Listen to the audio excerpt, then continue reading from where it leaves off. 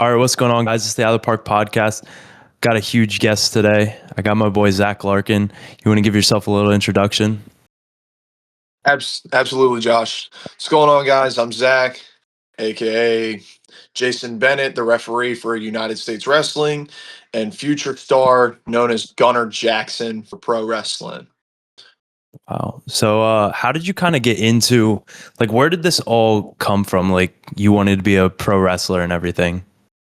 So, for me, being a pro wrestler, I've always watched WWE growing up, watching Batista, Randy Orton, The Undertaker, John Cena, JBL, all those big time guys in WWE in 2005 when I was only just a young kid watching it and everything like that. So it really inspired that fire and passion in me to be a professional wrestler.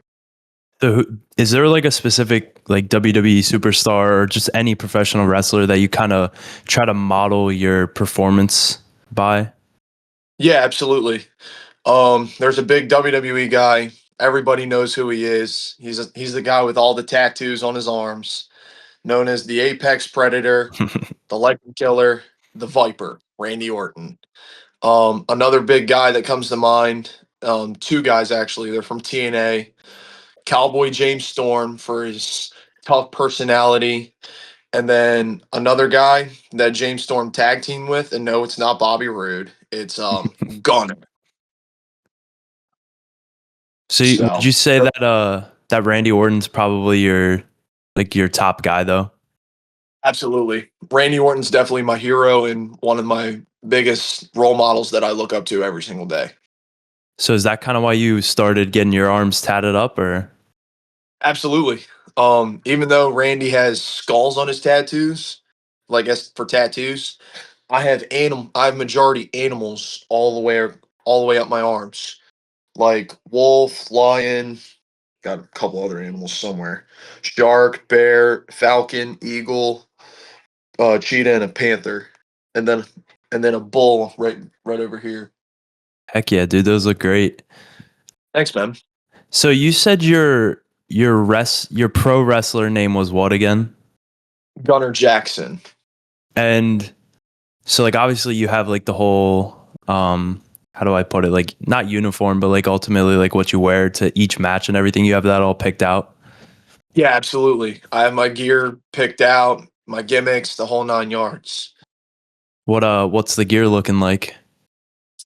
So I have a blue and black design where it's like sky blue and black, where it's designed to make me kind of look like a military man in a sense, where I don't take nothing from nobody and I fear nobody in a sense. And then my pay-per-view gear is like Deadshot, where it's Mhm. like red, gray, black, magenta, in that type of sense. So you're gonna wear the long pants, correct? Correct. Yeah, I'm not a trunks. Short. I'm not a short trunks guy. I'm a long tights guy. 100%. Don't want to show the legs off. Ew, they're too pale. But you're not gonna hit the tanning beds or anything like that. I will, but I'm still wearing long tights. Are you gonna wear a covering up top, or are you going bare skin up top? So the top part, it's gonna be like a zip up. So when I walk to the ring, I'll wear it. But like when I get in the ring to compete, thing zips off, just boom, just comes right off, and it'll be just nothing for the top and straight long tights for the bottom with pro wrestling boots. Have you decided on an entrance song yet? Um, there's a couple songs I have in mind. There's one that I really want to do. I can't. I think the song is called "Money Where Your Mouth Is," but I want to do like a remix of that in a sense and make it into like an alternative version and change the lyrics up just a tad bit, so Mm-hmm. then it's not copyrighted in a sense. So are you gonna freestyle that, or are you gonna have someone else make that? Um, my my guy that trains me and everything, he's going to be the one to remix it for me because he's also a musician artist. Oh wow, that's pretty cool. Are you excited about all this? Oh, I'm stoked, dude. I'm very excited. Heck yeah, man. So I'm gonna put you in kind of like a little scenario. All right. Okay. So so say it's just like a normal Monday Night Raw, and you're going up against like you come out to your song, everything like that, and you're trying to cut like a promo of like your next fight with Randy Orton. You kind of want to just like go through that and like how you would approach that type of scenario. Right. So let's say um I enter, it's the night after the Royal Rumble, right? Mhm. And what I would do is if Randy throws me over the top rope, I'm gonna call Randy out. I'm gonna be like, look, you might be this great wrestler. Like I'd give him all of the props. I would praise him up so much, boost his ego, and then one shot just takes him all the way back down just to get to the point to challenge him to WrestleMania, wherever WrestleMania at that time could be at. Mhm. It could be it could be in Georgia or it could be overseas. It could literally be anywhere. So wherever WrestleMania is, I'm going to create that promo to build up that storyline. And after that promo, that's going to lead into both of us getting involved in each other's matches, Mhm. leading forth towards the road of WrestleMania. And then that'll lead towards the match at WrestleMania. So you kind of want to like do a little practice promo almost. So like you want me to cut a promo on him right now? Like Yeah, kind of do yeah. like a pre Yeah, like kind of like what you would start off by and like kind of maybe his what his response might be and then just kind of go like that. It doesn't have to be too long. I'm just curious to see like your creative side almost. Absolutely. So when I cut this promo on him, I would start off. I would say like I was robbed of main eventing WrestleMania. I would complain a little bit, and then Randy would come out and say, "All you do is complain." He'll say like, Gunner, all you do is complain. Like all you've done is complain when you've gotten here. Then I'd be like, "That's not true. I've won a few matches, whatever." Then I'd be like, look, Randy, you got lucky at the Royal Rumble last night by throwing me over the top rope and eliminating me and ruining my chance of main eventing WrestleMania. And I'm like, I'll say, like, you're one hell of a wrestler. You're one hell of a superstar. You're a 14-time world heavyweight champion. You're a Grand Slam champion, 2-time Royal Rumble winner, Money in the Bank, the whole 9 yards. I would give him so much praise. And then I would say something like, but I'll say, like, pretty recently you've been in a drought. What's that all about? And then just keep bringing him down. And I'm like, you know what? Let's settle our differences at the biggest stage of them all, WrestleMania. And then that's where the storyline gets created Hmm. based off of one moment that happened at the Royal Rumble. And then that will lead into the night after Royal Rumble, which is Monday Night Raw.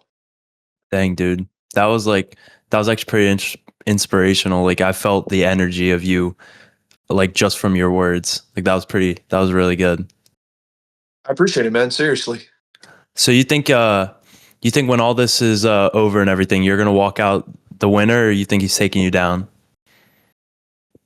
As popular as Randy is now, if I were to verse him, I would say Randy would go over on me. He would defeat me at WrestleMania. Full takeover on top of you?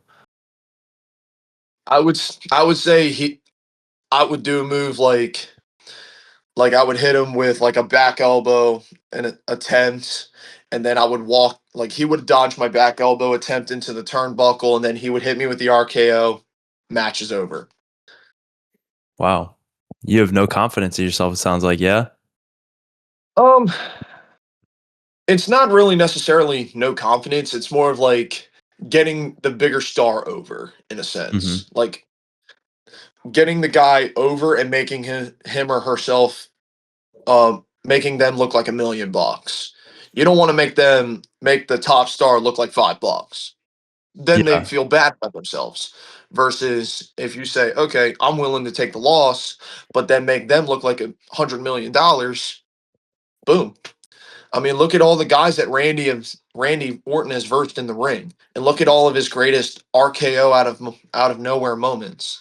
One of his most recent and popular ones was the one to Chad Gable off the top turnbuckle when he did the moonsault, and Orton caught him in the RKO midair. And he hasn't done that since 2010 against Evan Bourne. That was a long time since he's Hmm. done something like that. And the crowd went nuts. Seeing something like that and having Randy go over on that would make him look like $1 million. The crowd going screaming like their heads about to pop, the whole 9 yards. Dang. So you're kind of gonna like with your whole promo and everything, you're gonna kind of almost glaze him. Yeah, exactly. Kind of glaze him, praise him for all of the great moments he's had, then bring him back down to size, challenge him at WrestleMania, create the storyline, let it build up all the way to WrestleMania. And then when that match happens, I get so close, but then I still make him look like $1 million by letting him go over. So would you consider like Randy Orton your first love almost in a sense? For professional wrestling, I Yeah. would say Randy Orton is definitely the guy that definitely caught my eye when it came to him knowing what he was doing. I mean, he's a third generational superstar, Hmm. with Bob Orton being the second generation and then Bob Orton's father being the first generation. So you just like the way he looks and everything like that. Well, not in that sense, no. It's just the talent that he is now versus when he first started back in 2002. Hmm. He's grown so much and he's definitely changed his persona so much. Yeah, I mean, I agree. I know, like, I started watching wrestling at like a decently young age, and I think he was more of like a bad guy almost, like up and through, and like he was like this reckless younger dude that like didn't care about anything else, and now it almost seems like he's like a little more softer. Yeah, but but with him, he's earned that because he suffered injuries and he won the crowd over. Hmm. Like Randy can literally do whatever he wants. Like in his younger days when he was overconfident and everything, and he didn't win the crowd over, and his confidence got the best of him, and his injuries got the best of him. That's what his downside was. Versus now, he's earned the crowd's respect. I mean, for crying out loud, the crowd every city and town is singing his theme song. I've been singing his theme song voices since I was in middle school probably. And everyone was like, "What are you listening to?" Randy Orton's theme song because it's so catchy. And did people find me weird for it? 100%. But Randy is a true inspiration like that. Hmm. Like he came off as a nobody, then he became the legend killer, then he became Psycho as the Viper, then he became the Apex Predator, then he went to authority figure, then as a Wyatt family member, and then as a heel again, the sadistic Orton. Now he's known as the crowd favorite, where everybody sings his theme song. And the moment you hear that, I hear voices in my head, the crowd starts screaming and then they start singing his theme song. Like that's something that most people don't get right off the bat. Yeah, it almost like turns you on a little bit. Yeah, Well, not necessarily. Like but it it like definitely gets you gets excited in multiple ways. it definitely gets the adrenaline pumping. It definitely gives you goosebumps for sure. Hmm. Get you a That's little for sure. stiff. Not necessarily, no. So for Not like necessarily. so for everyone that like doesn't know his song, like you mind just singing it a little bit? I could do the beginning part of it. It's like, I hear voices in my head. They counsel me. They understand. They talk to me. And if anybody who has a Spotify membership or a Apple Music or whatever, listen to WWE Randy Orton's theme song Voices featuring Rev Theory. Hmm. Check it out. I listen to it every time I'm in the gym, and my veins are popping every time. Believe That it or gets not, you really excited. really gets my veins going. That's for sure. So how many times a day do you think you go up to a mirror and just flex, just to, like, remind yourself that you're the champ? One too many times. There's days where I'm like, I don't go into a mirror enough, but then there's days where I'm like constantly in a mirror. So like on I average, would, like on your the days that you're feeling good, how many times do you think you flex? I'd say about 10 times. Dang, that's a Yeah, lot. I never lack self-esteem. That's for sure. Like I always like to see the progression. Definitely from 2 to 3 years ago compared to Albright versus now. I'm Hmm. definitely I'm definitely bigger than what I was. When I was at Albright, I was like maybe 184, 185 max. Right now, I'm weighing in at 208, so it's definitely a big progress. So do you like actually think that like wrestling's real, or are you kind of just there to play the character? So there are some parts that's real. There are some parts that um it has its moments where it may look like it's staged, and then there's look like it's scripted. Hmm. If people believe in their hearts that it's real, like if they see moments like, oh my god, like I can't believe that actually happened, then in their heart they know like, okay, this looks real. Like I want to jump over the barricade and get involved in the match. When reality is they can't do that. Hmm. Um, but I can definitely say to me, growing up as a wrestling fan and now being involved in the business, I think it's more realistic, especially paying attention to the little bit of detail so you don't get hurt in the ring and knowing the ins and outs of the ring. I still believe in my heart that it's real Hmm. because it's just that inner child inside of me saying, this is like surreal to me. Like I Hmm. am doing something that I was designed to do. Hmm. So what's your, So, like kind of your goal for like the future in wrestling? so I know my trainer doesn't like the word independent see wrestling or indie wrestling, which I'm very respectful about that. But on the independency, so to say, I want to be a multiple time champion for whatever company that's around, and then hopefully get contracted to WWE, win a Royal Rumble, win a Money in the Bank, become a Grand Slam champion, and become a multiple time world heavyweight champion. Hmm. Wow. I And mean, those are hopefully, some. Go ahead. main event in WrestleMania. Especially, I would love the main event WrestleMania in my hometown. That that would mean the absolute world to me.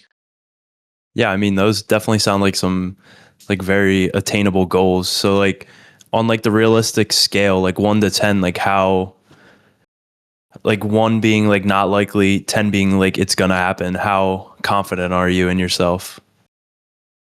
As just a trainee, a wrestler, a ref, Just or just the whole nine.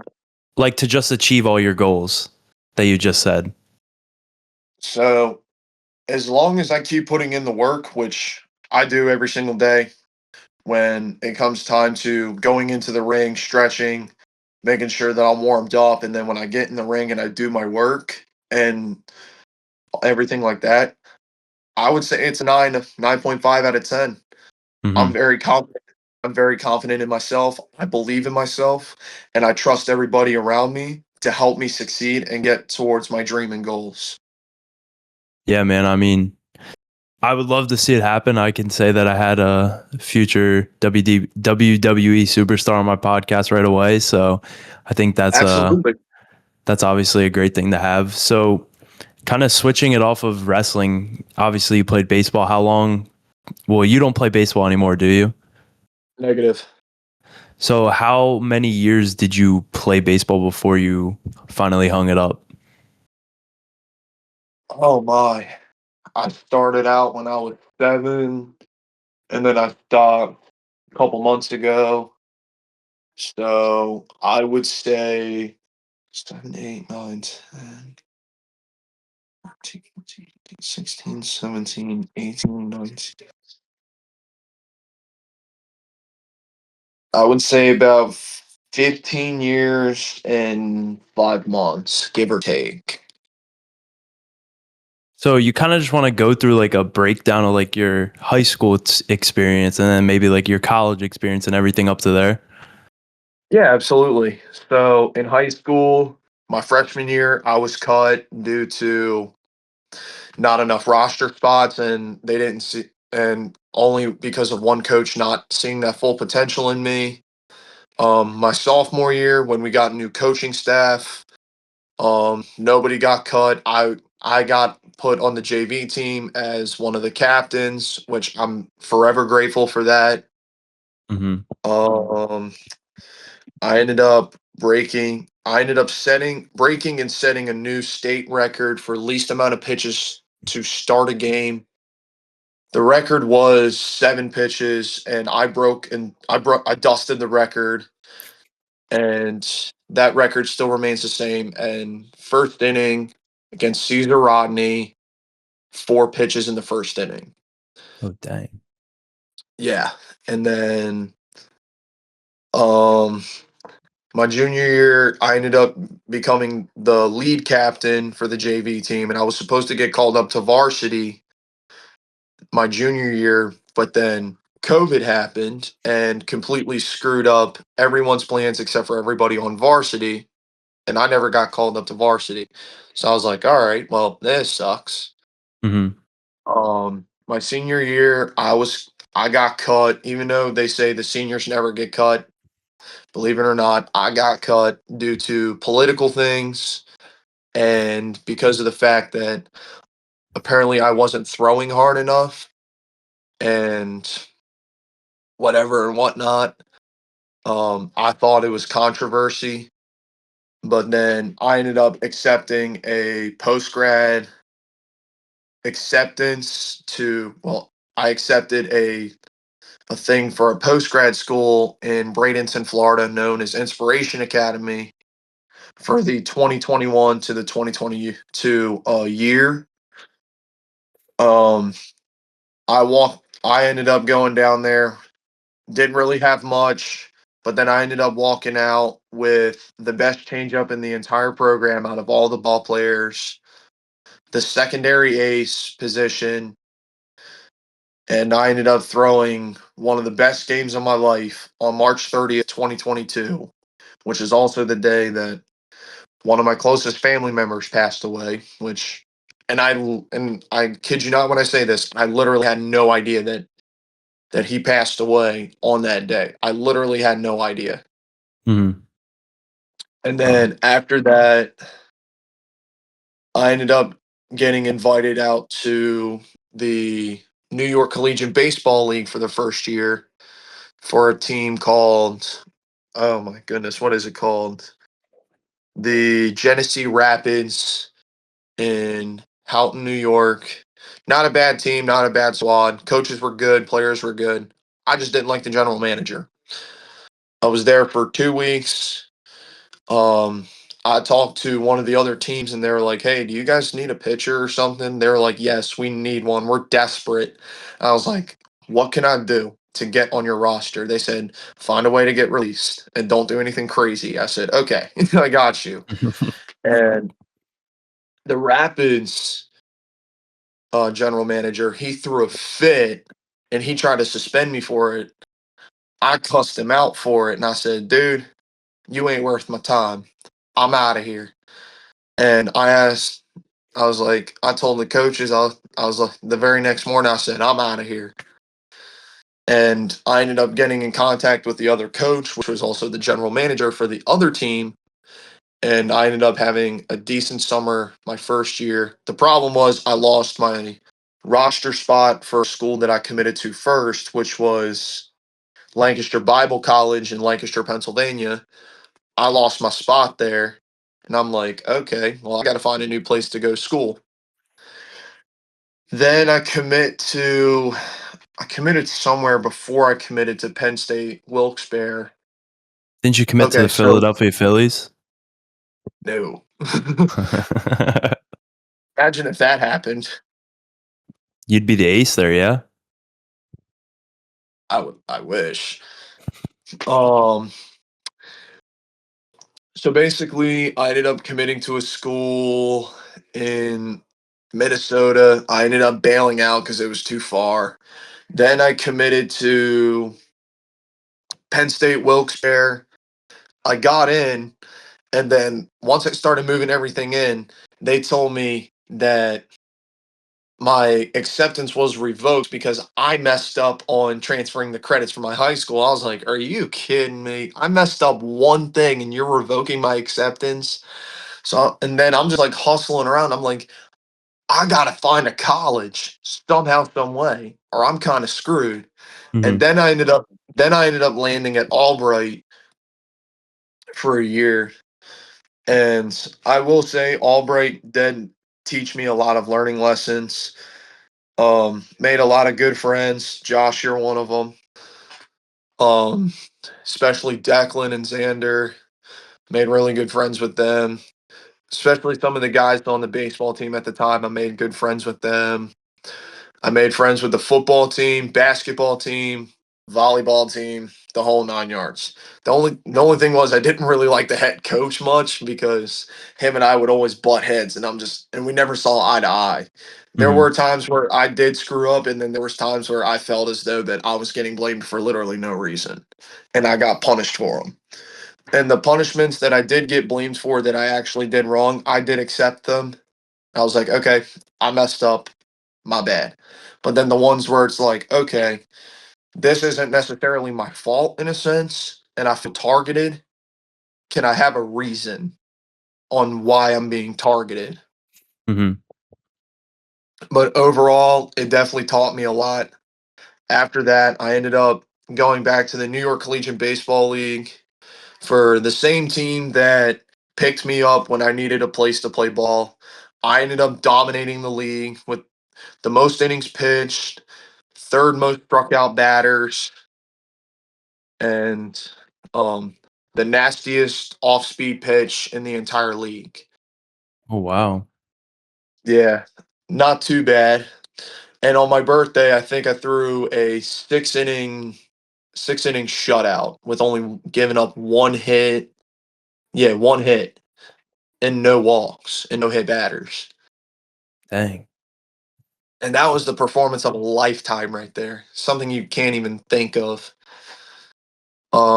After that, I ended up committing to Corning Community College because one of my buddies, Jeremy Gulich, which was also a coach at the time, I give him a lot of props.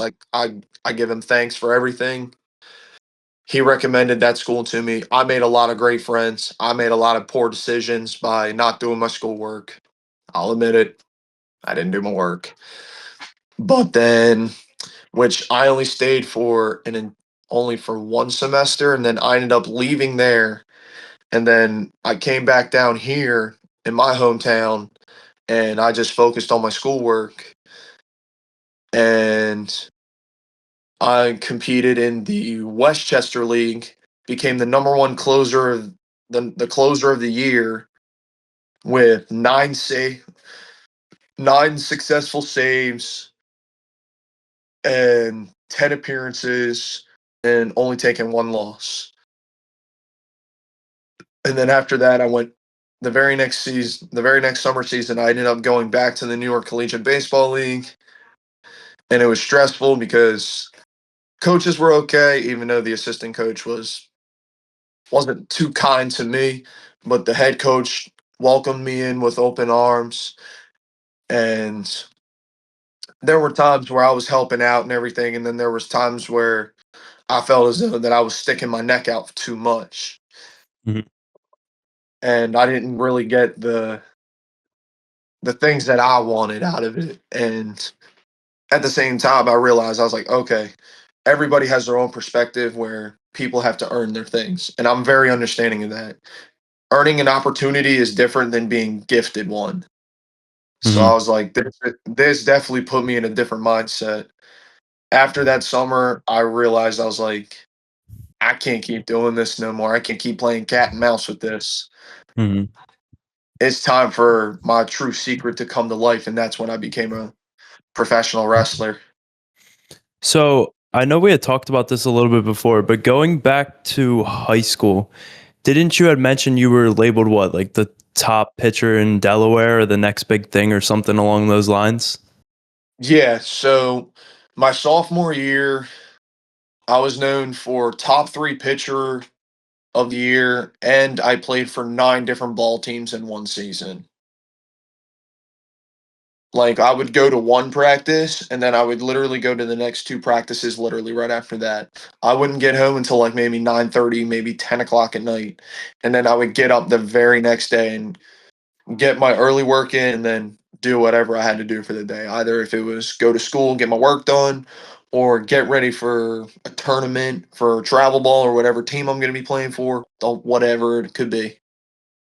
So how did they kind of decide who the top three pitchers of Delaware were? Was it just on stats Statistics. or Yeah, statistics. Statistics and overall performance. wow? I mean that's a huge accomplishment, man. That's great to hear. What were you kind Absolutely. of what's kind of like your velo progression? Like how fast are you throwing and everything like that? The hardest I've ever thrown in my entire career, I would say, is probably close to 94. That's Hmm. probably the hardest I've ever thrown was 94. And is that like just like you looking at it, or was it like a radar gun? There was a radar gun. Wow. I mean, that's a huge accomplishment in itself. Was that high school, college? Like when was that?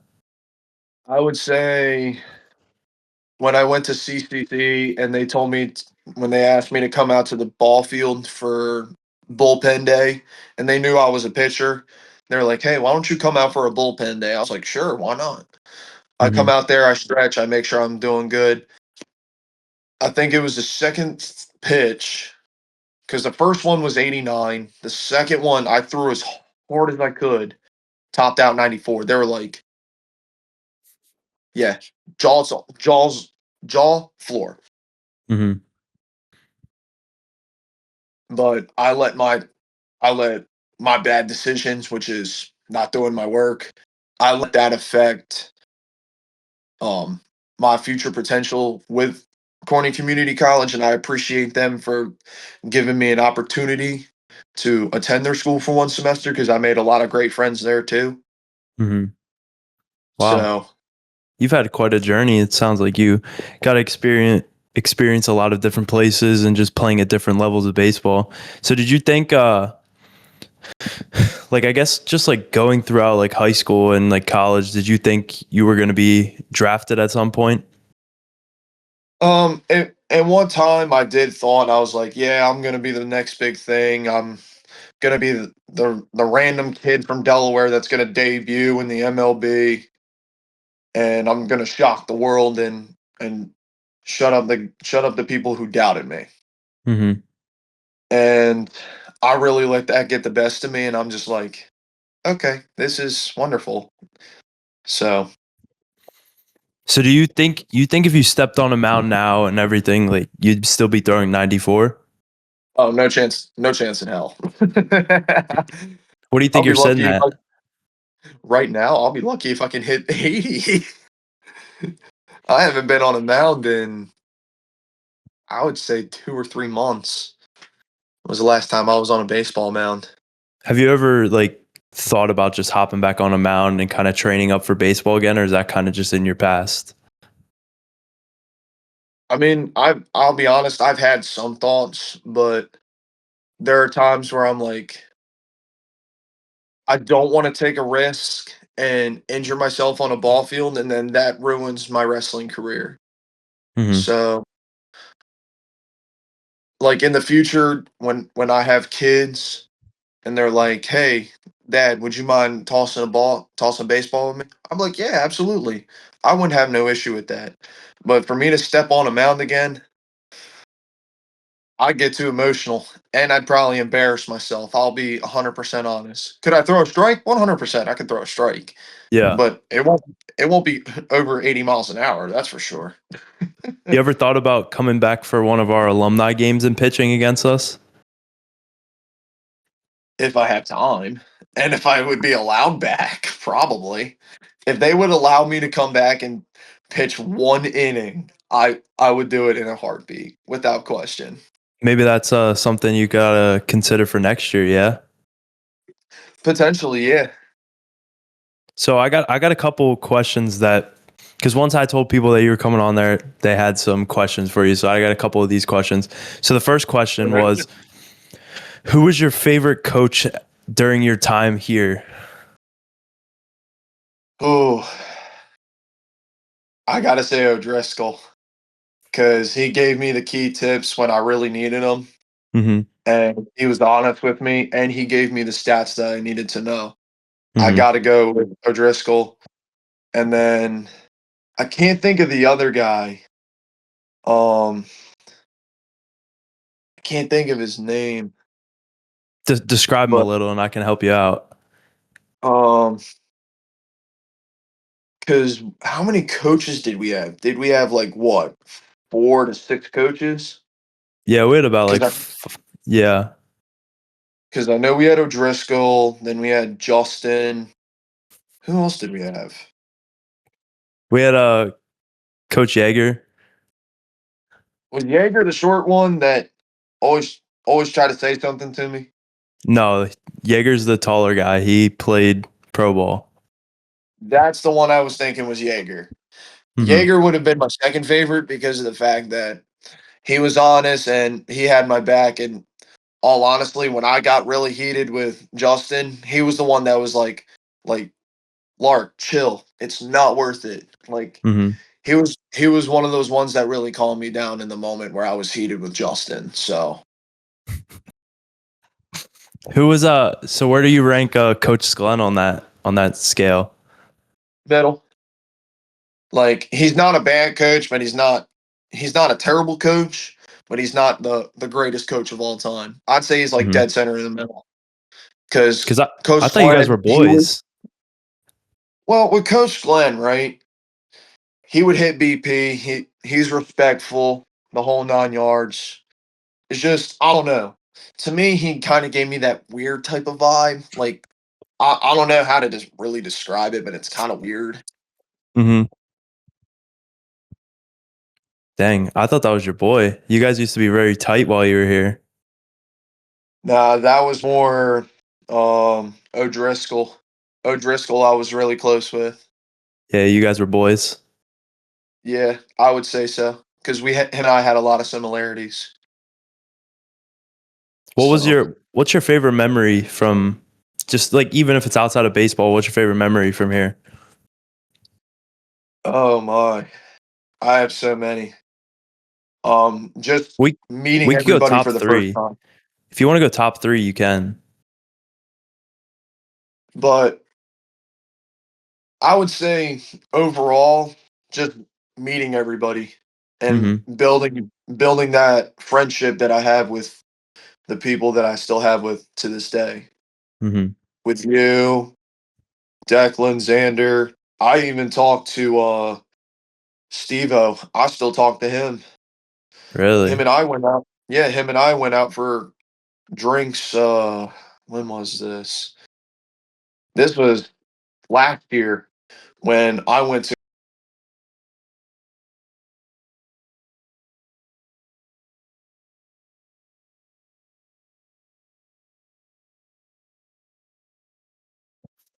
back to my house to jump in the pool for a little bit. Then after that, we ended up in Westchester You for you cut out. cut out. Yeah, if you want to just restart the Stevo part, I can just get my editor to edit that out. Yeah, definitely. So with the Steve-O situation, we ended up going to I ended up like him and I go way back and everything with, and then we still talk to this day.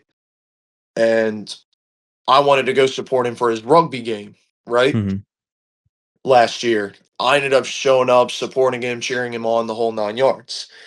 And one of his players had to leave early and he's like, I need another player. I was like, I've never played, but I'm willing to play if you need an extra player.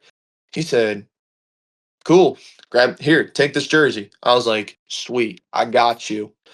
And we ended up winning that game, which was a huge benefit factor. We ended up going to Raising Cane's afterwards, back to my place to get ready to go out to Westchester for the night. So, Pick up some girls. yeah, for him. Not for you. Nah, not for me. I wanted to be his wingman for the night. So like, do you have a girlfriend now or no? Yeah, I do. So like before you guys were like dating and everything, would you consider yourself like a ladies' man? Before my relationship now, I would say I was a ladies' man, Hmm. without a question. You had girls sliding your DMs all the time. Without question, but not anymore. What was like your like how did you get all these girls like contact and stuff? Oh man, that's tough because sometimes they would add me either on Insta or Snap, and they would be the ones reaching out to me first saying like, "Hey, you're cute," or saying, "Hey, you're really hot," or something along those lines, the whole 9 yards. And I'm like, "This is a joke, right?" Like, Hmm. or I was like, "I have a feeling this is like for like a bet for like $5 or something," but nope, it was real, and I was like, "Ain't no way this is real," Hmm. but it definitely gave me the maturity that I have now to be like, Hmm. I'm no longer a player, I'm no longer a pimp. I'm not that guy that I was when I was in college versus when I was down in Florida. Hmm.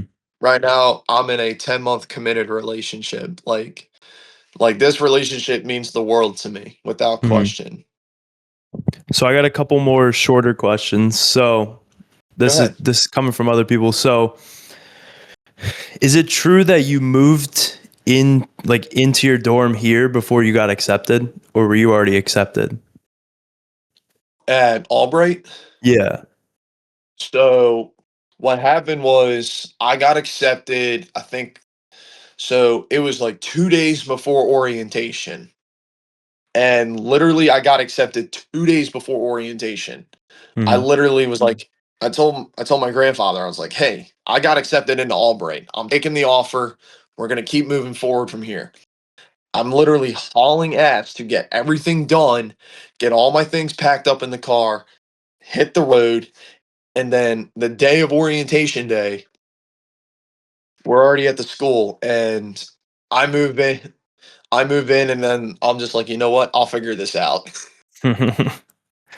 So during your time here, was there at one point you had a kid on campus? Yeah. Did I have a kid on campus? I don't remember if I did. Yeah. I mean, There might have. it was a girl and a kid that were staying in your room for a little bit. Oh, Yeah. oh yeah, I remember that situation. That was a nightmare. You kind of want to go through that situation because I've always been curious about it. And I never really got to hear it. Oh man.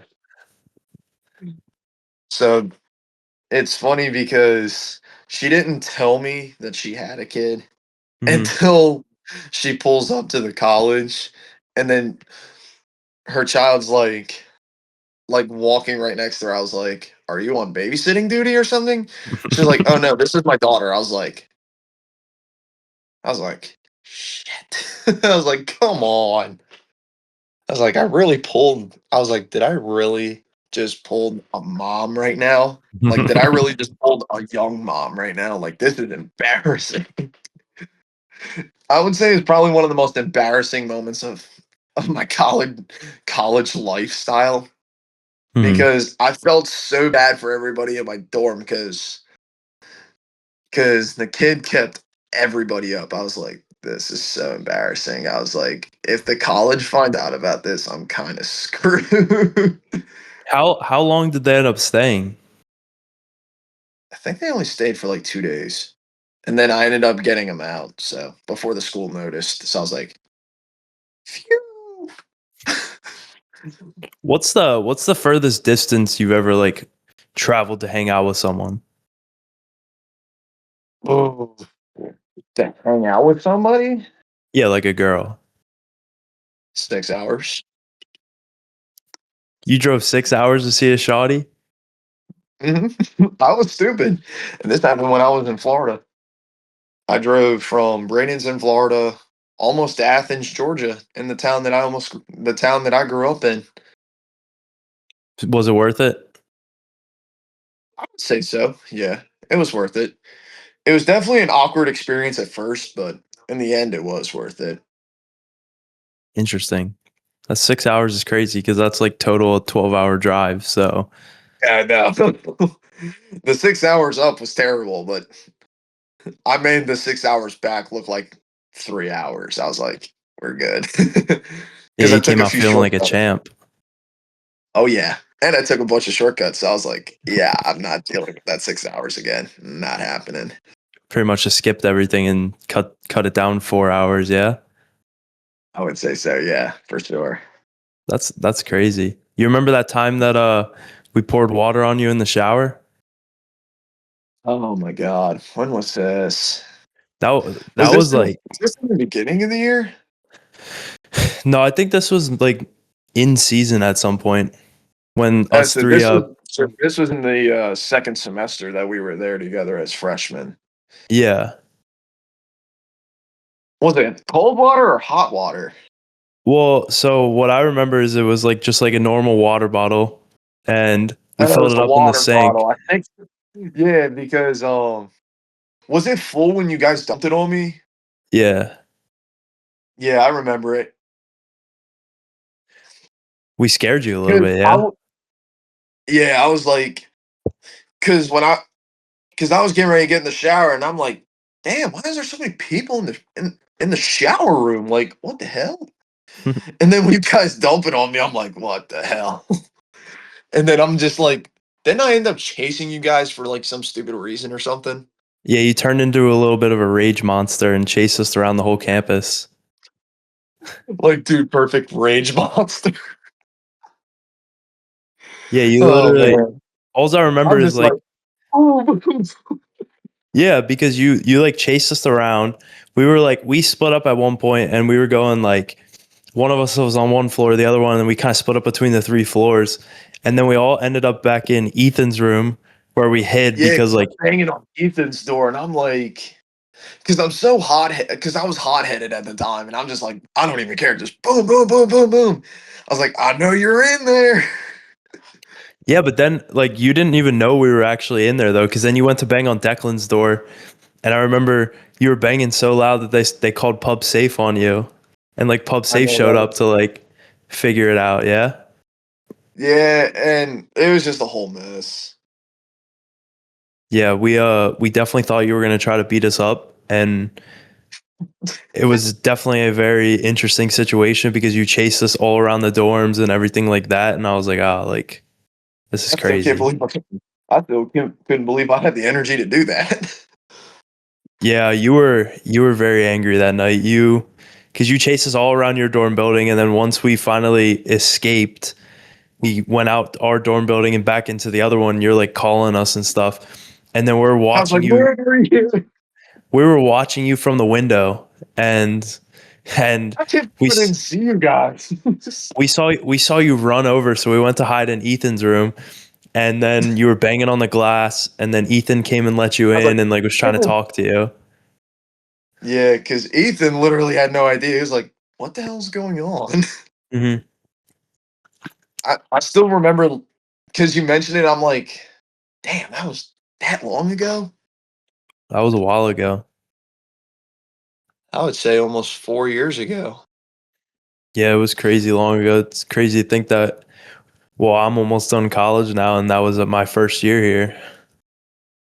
Yeah, and then you dump a water bottle on me, and then I'm chasing you around the college. You remember that time that you and Lenny got into it? Oh, O'Connor? Yeah. Yeah. Wait, which time? Because him and I got into it pretty often. Yeah, and those were actually, I'm not even gonna lie, those were the funny moments when you guys got into it because it was hilarious. It was the time that, oh, you brought some piece of equipment up and you put it, like, you left it in the doorway and then just left. And then he started yelling at you for it. The doorway. What doorway? Was it the Or like, house? no, it was like we were bringing stuff back from practice or a game or something. I think it was a game, and you were like told to like put it in somewhere, and you like just didn't put it in the correct spot, and then you try to run away when he came out yelling at you, and you like try to run away, and then you guys got into it. Oh yeah, I remember that. It was over something small. Yeah. Like I don't remember what I had to do or if I just didn't feel like doing it. I don't remember off the top of Hmm. my head. But that situation could have easily been avoided by either me putting it away or if me stating like, for example, if I had homework to do, I just said, "Hey, I kind of have to dash because I gotta get homework done or something," Hmm. or or whatever that situation that could have happened. That Hmm. situation could have easily been avoided. Yeah. You That know what was I the day mean? you came up with your catchphrase almost. Yeah. I had so many catchphrases throughout the years. What was your catchphrase at Albright? Oh my god, I don't even remember mine. That's how long it's been. I don't even remember mine. Your famous one. It started with "Say please."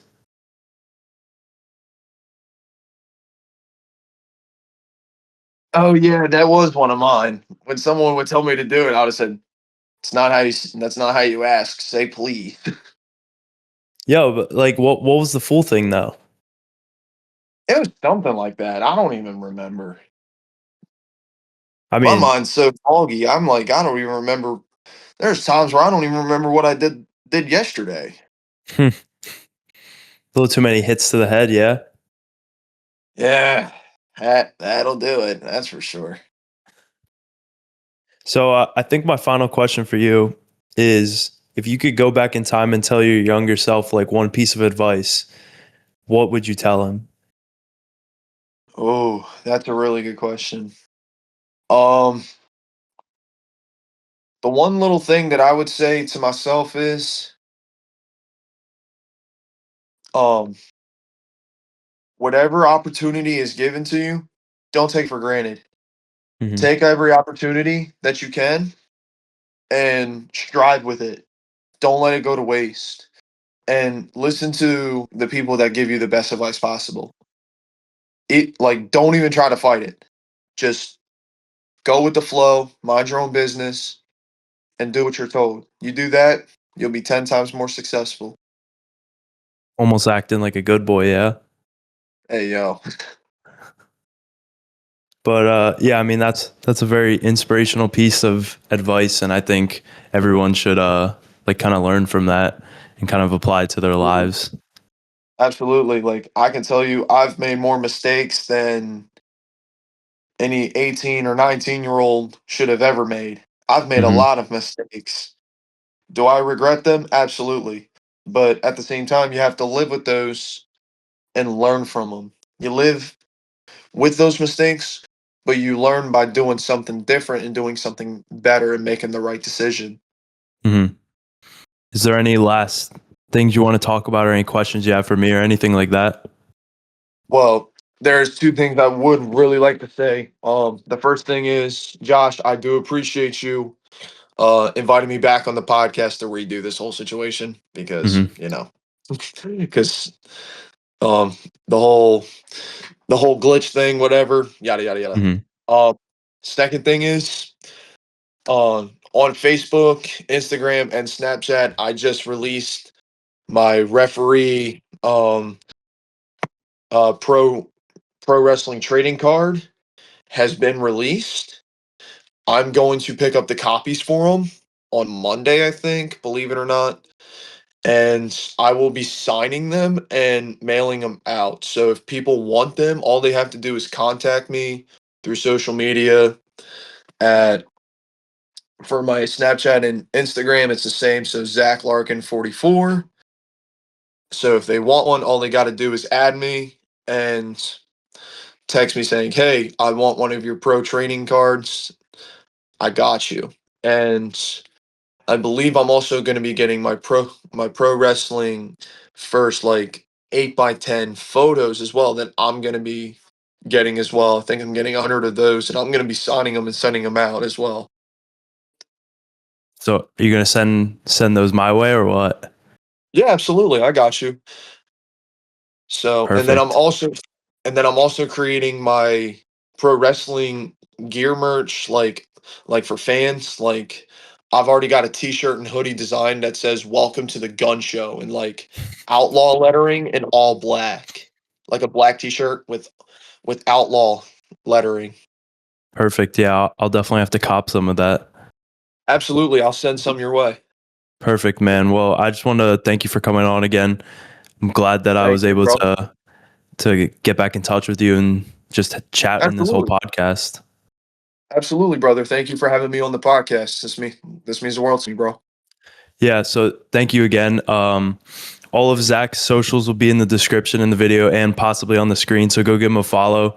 He's the up and coming WWE superstar. So you definitely want to watch his journey as he becomes better than Randy Orton, hopefully. Yeah. Oh yeah. All right, perfect, man. Well, thank you so much again. Thank you, brother.